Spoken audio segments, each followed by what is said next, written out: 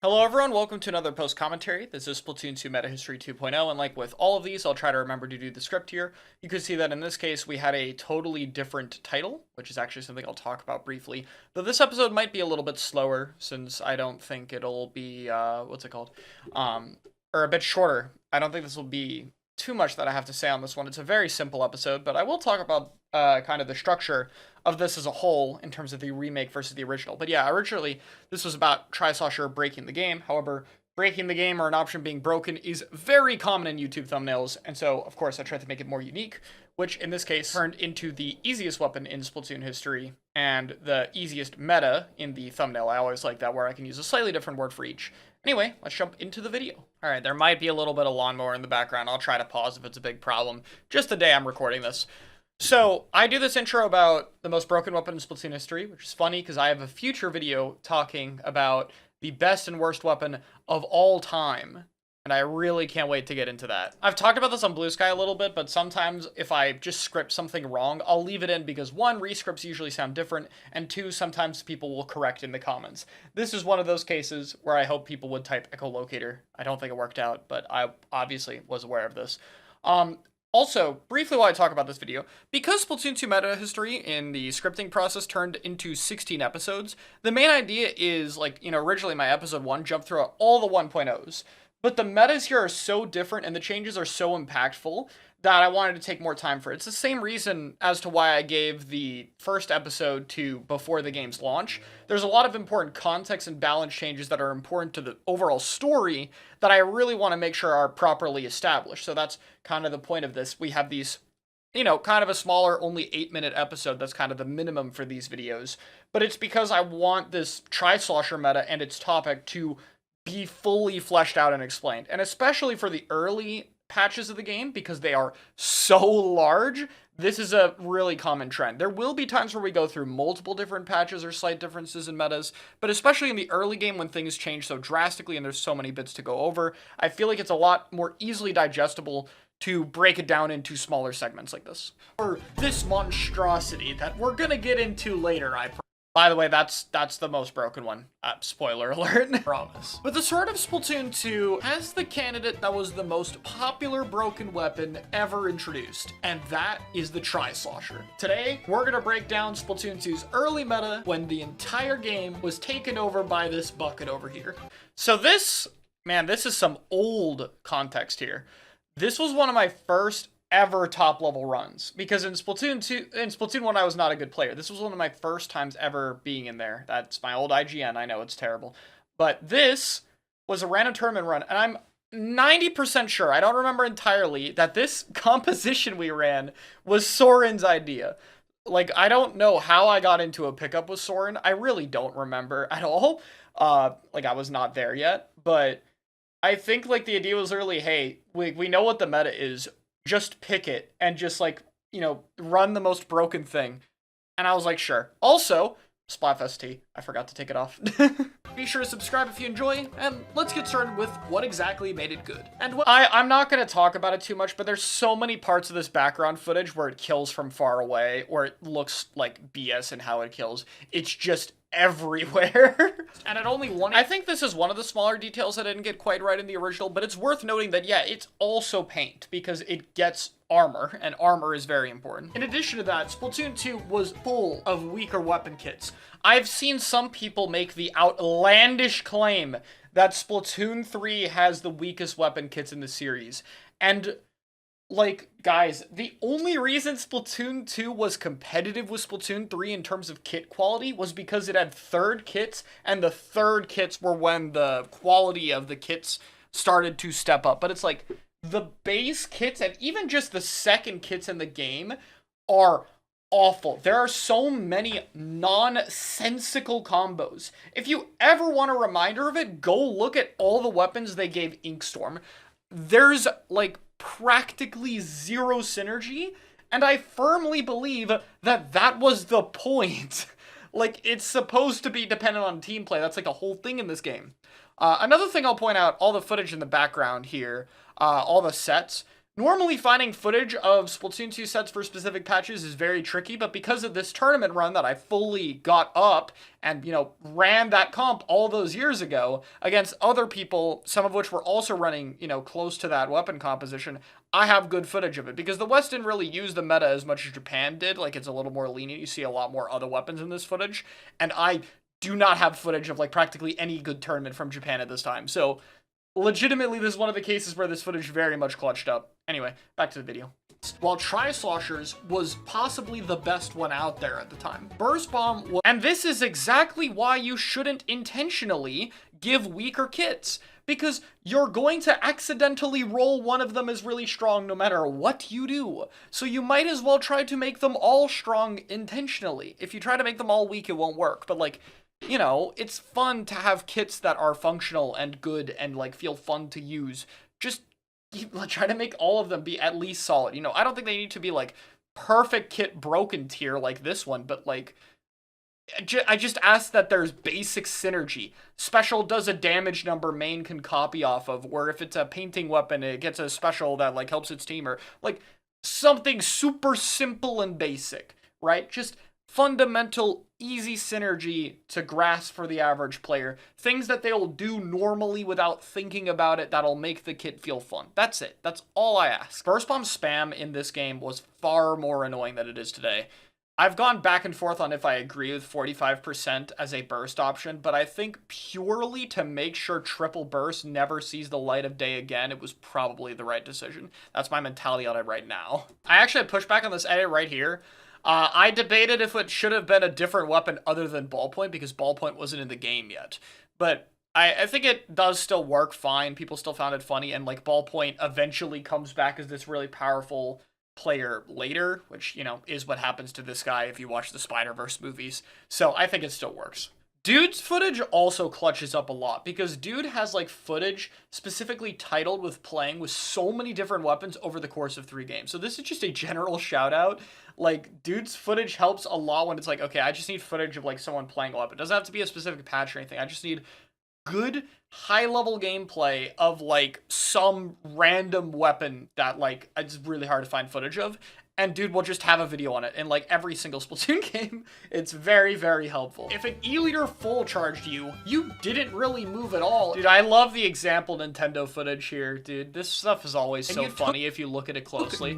Like this explosion, look at the charger, they're like, well, I shot you now. Guess I gotta look helpless to die. Oh no! Oh no, I can't move. I can't move. Where it just gets ran over. Also, I just realized while talking about this, I don't even think I mentioned armor having a different sound effect. That's something I talked about in the original series, and I totally forgot. I'm gonna put a note for it, and maybe when I eventually compile all these episodes, I'll add it back in. Oh yeah, this is another thing Cookie did, and I think people notice this one for the comments, but we do this with songs sometimes, or I should say they do it with songs sometimes, like some of the editors, where the song choices will be picked to theme this video. In this case, it was Tri-Force Heroes, which, double meaning, Tri-Slosher, and 3 of them being a common theme. So I love those little details. I forgot who did this first for their video, but yeah, it's definitely something we try to do sometimes where it's like, oh, music from this game or this song will like fit this little segment right here, and we'll try to put that in. And this is like the thing about the meta that made it special. That's what ended up branding the video around it. I see so many people talking like, oh, people post like tier lists or top players talk about the meta and then everyone spams it, right? And it's like, it's not really true. It's more, you'll see, like, knowing this weapon is good, and then because you're thinking about the weapon being good, you'll confirmation bias yourself into seeing it everywhere. Splatoon is a massive player base, even now when things have dropped off. The amount of people who are actually going to be picking choices because of the meta is going to be way smaller than what you think it is. Like, statistically, even larger YouTubers like me or Dude just only have so many people we reach with this kind of information, even assuming a whole bunch of them take our word as law to do that kind of thing. But this was different, and the reason is because this was easy. Everyone could do this. You didn't have to know what to do. You didn't have like some weapon synergy. You didn't have to a specific game plan or anything. You could hold forward with it. You could sit back and burst spam with it. You could spam armor with it. It didn't matter how you played the weapon. And the weapon itself was also easy to use. That's the big difference maker. Like, there's no like, you can't really mess up, I guess, playing this playstyle, you know? There's nothing you can do that will really be necessarily bad. No matter what you do, your weapon is overtuned to doing it. No matter if you're using your sub, your special, your main, or what playstyle, it's good. And that's like the thing I couldn't fully communicate, I guess, other than saying it's easy. But that's what I mean by how easy it is. Like, it's legitimately almost impossible to mess up. And then because of that, it also got a lot more coverage from casual YouTubers, which is what I go into in a minute, which snowball affected into it being used even more, right? And then the week 1 patch for the game that made it 210 also helped its popularity. It's like, dude, Nintendo knows it's broken, the casual YouTubers know it's broken, it's super easy to use. You had so many factors combine that you would never have with any meta before or since. I don't think there will ever be a meta this accessible and this common to the casual player base than this one. Oh, and the timing. This happened on launch. Everyone played the game! In fact, it was only at the very highest level of play where it was worth it to lose a Tri-Slosher or two in a team comp. And yeah, this is usually the thing, the higher up you get, the more strict your comps are, because you'll generally have to, like, be more fully fleshed out in your thinking. It was only when people got really, really good at the game, or really good from Splatoon 2 launch state, where it's like, this is the part of the game, this is the skill level, where it becomes worth it to lose a weapon. Because if a weapon's easier to use at lower ranks, it's obviously more worth it to use. And, you know, you have to get higher up for that not to be the case. So, like, the level of play where 4 Tri-Sloshers isn't the best comp is like where high level begins. If you are like mid-level or lower, I firmly believe the best comp you could run is 4 tries. It's only past that where it starts becoming worth it to run things like Rapid or T-Tech or End Parry, because those are a lot harder. Like, Rapid has to consistently break armor without dying, it has to get a decent amount of its bomb rush for it, has to time it well. Like, T-Tech and End Parry need to know how to take fights against a weapon that beats them. And then Jetpack was easier, but not as easy as just press right stick, so like, you had to be really good for those options to start being worth it over this kind of stacking. Nerf Tri-Slosher's points for special charge down by 30. So, yes, this is the swoon sound effect. If you know where that's from, you know. Or I think it's the swoon sound effect. It might just be like a slightly edited version of something like that, but it's somewhat similar, and I thought it was perfect for this. I even recommended, I don't know if it'll actually happen or not, you know, I'm obviously saying before any of the other episodes have finished their production, but I recommended that, like, when a weapon gets killed, maybe we should use this sound effect more often. Keep in mind, Splatoon 3 has never nerfed it by more than 10 points at a time. And that didn't even put a dent in these comps. You would still find 2 to 3 Tri-Slosher. Very obvious meme to use here. Total increase of about 60 to 90 points for your team's special weapons, which did almost nothing. That's how good it was. So let's say you're a player at this time, seeing the Tri-Slosher takeover, and you didn't want to conform to it. What other options did you have? 3 weapons. There really was no other notable weapon to talk about. Like, it's not that other options never got picked. Like, obviously people aren't picking only 4 weapons, even at the highest level of play, but like, nothing else was actually worth using. People were using it because the game was new or they liked the weapon or something. Like, it was not optimal in any way. These were the only ones that had arguments where you could try to justify their use cases at some point in this meta. And that's it. Which is, it's so crazy. Like, to give some scale, remember when Inkja was really overtuned in Splatoon 3 where they buffed its blast radius for damage and stuff? I'm pretty sure this one still paints better than that one did. Like, I don't think the paint radius was changed, it was just the inside hitbox that did 50 damage. That's, like, this painted so much that, like, even if they hit you with the weak hitbox, you just got stuck, and they would hit you again, and they would hit you harder. Paintshot at the time also had a longer duration, giving you 8 shots by default, and Jetpack users normally have a hurt box that's a little bit larger than— Oh, and by the way, we just totally made these up. There's no clear visual for these that we could find when making them. So, you know, kind of just guesstimate for these, which I did put a note in the description about it. And once again, I'll shout out Zip, by the way, Ziptoon, for helping us out with the patch changes for this again. Every video, I don't know if I'll mention this every single time because I know there's like 16 episodes and all that, but all the patch changes when we're showing off things from earlier versions and stuff, it's with help from them to be able to have access to them. It's also a lot stronger considering the longer time to recover. It had to have been insane being a rapid player in this game, like, at this point. In S1, this weapon just isn't good. It's like this damage up stacking, totally different weapon, and then in the switch between games, you get a consistent damage on your blast radius, you get better damage on directs and indirects, you watch every other weapon get gutted around you, you get a kit and playstyle that's perfect for countering the meta, and you're like the one bastion of hope for blaster players and for players in general against Tri-Slosher meta. Like, what a shift from the status in Splatoon 1, and it just happened so fast. Charger's 4-frame nerf was fixed, and E-Liters is actually slightly buffed now.